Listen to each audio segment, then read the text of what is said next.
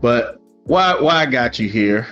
Uh, you are the perfect person to talk to about this. I done snuck two What are we topics talking in here, about? Right, yeah, I was like, what are we talking about? trying to get the content. So I'll set the stage.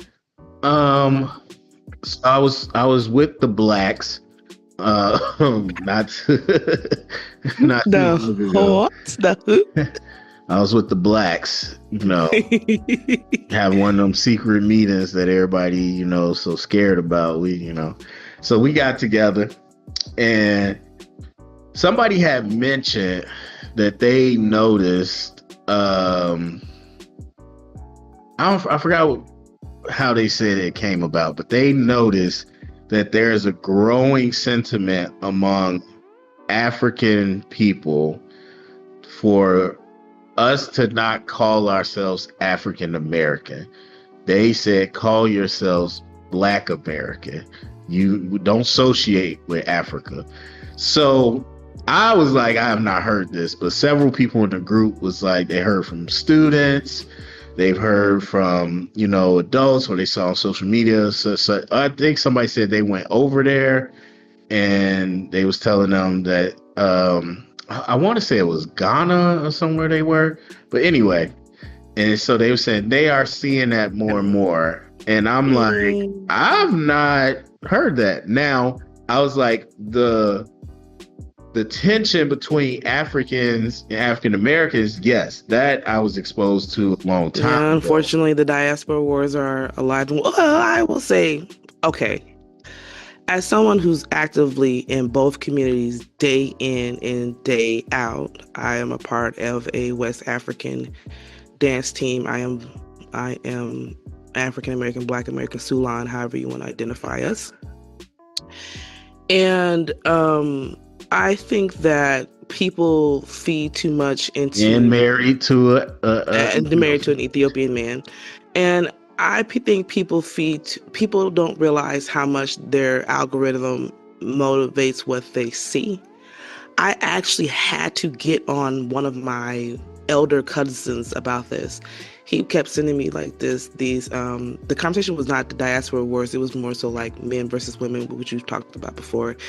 And I said, are you aware that your timeline's going to be very biased if that's what you watch? They're going to keep giving you just those Yeah. moments, right? And if you don't have a balanced timeline, if you just keep clicking into the same things, that's all you're going to see. So, as somebody who actually has a balanced timeline, because I'm here, there, every which where, the sentiment is literally per the individual. There are quite a lot of conversations where we now see the diaspora as a whole acknowledging that when it comes to like swag and international recognition of like popularity, music, fashion, blah, blah, blah, blah, blah. They're like, hey, Nigerians, Caribbean folk, and African Americans got it. They're finally acknowledging like we are some of the most influential Black communities. Mhm. There's also always going to be people who have certain sentiments and who, like you said, yeah, they don't want to be affiliated with, or they want to they want to be able to identify between them and us differently. You have that conversation. Then you have, this is my favorite conversation. This is the one that pisses me off the most, is the African diaspora people who accept the Caribbean communities, right? Mhm. But they are very hard on African American communities when it comes to like heritage, like where people are from. They're like okay with accepting that someone is Jamaican. They're like, oh yeah, yeah, I'm on. Okay, or if you're Trini or something like that, like that's a viable answer. But when it comes to us, they want to antagonize us. Like, no, where are you really from? Them niggas was on the same boats as us. Them that Jamaica and Trinidad and like those are not their original home either. So there's this big I've seen discourse about like why do you guys cut them slack about announcing where they're from. versus, Black Americans when we were all on the same boat over here. Like, what's the difference? And I part of the conversation about that is like people are like, well, those people are now mostly Black nations, and we're still in predominantly white nations, so they feel like we're the failed experiment because we didn't liberate ourselves or something like that. So there's that conversation, and then you have the Africans who are second or third generation who grew up in America, who are, who have actively lived, because there's also the conversation of the ignorance of people who just don't understand the Black experience. You have the conversation of the African who grew up here and the African who migrated here and chose to be around Black folks, and how they realize that the PR campaigns against us is so off-putting, and they are like sorry that they've ever thought how they thought about us, because they're like, when I came in for grad school or whatever, like these were the only people who like took me in and fed me and helped me with my homework, or blah blah blah, whatever it is. So out of saying all of that, most of the conversations are actually positive between the diaspora. It's very few people who are still having this discourse that are like, we don't want to be affiliated. And I feel like a part of it is definitely an age gap. It tends to be older people who have those sentiments. I feel like the younger generation understands the influences around them, and they're a bit more pragmatic about how we're connected, or the influence that all of these nations have on the full diaspora. So, but a lot of people have biased timelines. They have biased algorithms. You keep clicking to the same stuff. That's all you're going to see. So, because I'm going to flag whoever, maybe you got the country wrong, that the person they were in Ghana and felt mistreated. Ghana is like one of the nations that welcome back. They have like that initiative for African Americans or Black Americans or people of African descent over in the islands in the Americas to kind of come back. Now, a real conversation that people are having is the fear of how plausible that is. Are we going to be accepted if we do come back?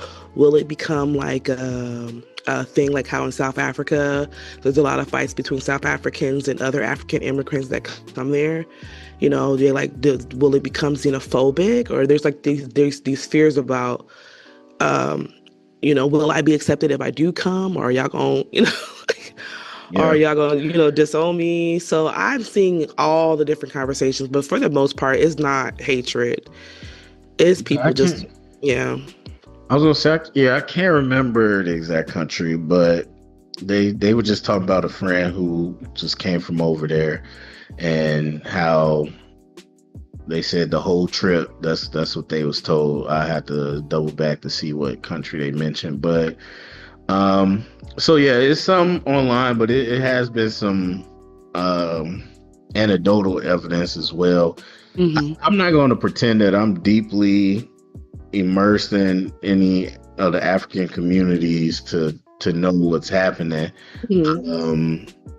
It hasn't come across anything on my social, but when I heard it, I was like, I haven't heard that, but I was like, that's very plausible because nobody likes America right now. I'm like, right, who wants to be associated with us? This idea of distancing, it didn't come across to me as like, we don't like y'all. It was more like, we don't want to be associated with America, is how I took it. And I'm like, if that's the case, that's understandable, because I've always heard what you've said in terms of it's more of a welcoming back home in certain countries for the most part. But I never.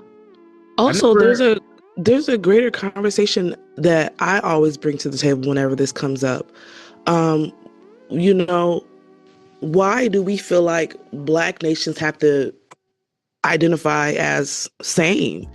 We don't expect a Polish person to have European pride. We don't expect, a German person to, So African people, Black people across the diaspora are different. We are different with language, with tribe, with how our foods, how we operate. Mhm. And I think that some people like to kick back against that, of the people trying to homogenize us into like we're just one lump, like we're all the same. And I think that's where the initial conversations of the discourse comes from, is not necessarily that one black person from, there's like that we don't like each other. It's more so of like, stop trying to say that we're the same. We're not. Yeah, um, yeah. I feel like if somebody came at me with "you're Black American, not African American," I'd be like, um, you kind of missing the boat on the diaspora conversation there, because black is black. That's the whole point mhm. of the race conversation. So if somebody said that to me, which I thought was odd, like I was ready for them to say something else, but once they said no, we want you to refer yourself as Black American, I'm like, that's weird. Like that sounds uneducated. Like if you educate, around this world, black is black. Like we Well, can't see, that's the separate thing that. though, because black in America can be a racial identifier and it can be a cultural identifier. So then we Well, get into yeah, we get into but the race is conversation of the race. viability of black culture. So a lot of times that's the other conversation of the people who want us to identify as black Americans, because they feel like, um, to say African, like they basically, I've heard this too. Y'all done been over there long enough. There's some people who won't acknowledge that we have our own culture, right? They're like, what y'all do ain't culture. And then there are Yeah, other people who are like, y'all been there long enough. I don't think you need to be associated with Africa anymore. Like, you have your own culture and you're like, you're your own entity. Why are you still trying to hold on to, the yeah. continent? And I kind of hear that a little bit, because It's the even over, motherland. right, even in Africa itself, like a lot of those countries after colonization and stuff like that, you know, they are mostly around 60 years old, right? A lot of those Mhm. borders are 60 years old. So a lot of these flags are not even one generation. And I even hear conversations in their community of like, why don't we go back to our tribal flag? Like, why are we so happy to wave a Ghanaian or a Nigerian or something flag when we know literally there are tribes split between multiple countries because some white niggas came over here and decided that this is the border now. And now Mhm. I'm Cameroonian, and now I'm Kenyan, and now I'm Ethiopian. There is a discourse over there too of like, why are we so prideful to put on these labels Yeah. that were thrusted upon us not even 100 years ago?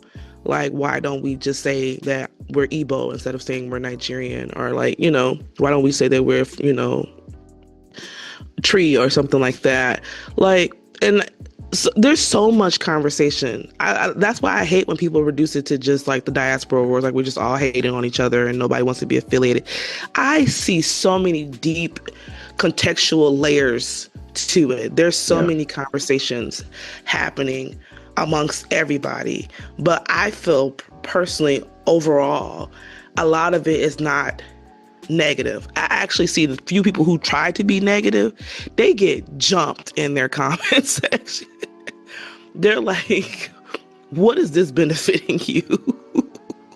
Like, what is this benefiting you to have this opinion? They're getting jumped in their conversations, their conversations when they're trying to, cause wages and pits between these communities. So we'll. All right. Well, that's why we went to, our eyewitness on the ground. So keep your ear out to the streets if you start hearing this pop up. Keep your head on a swivel. Like I said, I'm not deep in no African communities, but I'm gonna keep an eye out and see what I I see. think at the end of the day, respect culture, respect what was created by all communities. You know what I'm saying? Respect what is alike, respect what is different. And that's across the board, not even on the black diaspora. If you respect what Yeah. every community's contribution was to what our quilted pattern as humans are, like, you're where you're supposed to be. If you're somewhere where you think that you need to be downing somebody, like you on the wrong side anyway. Yeah, and as we know, nothing's 100%, but just in terms of if this is going to be a larger social conversation, it's just something to keep an eye out on. So that's it. I mean, that's it for us. We talked a lot. Yes. we gonna go ahead and get the hell up out of here. I've coughed a lot. I ain't never muted my mic so much in all my life. Boy, this episode done tore me up. All right, y'all. Thank y'all for listening. See y'all next time. Peace.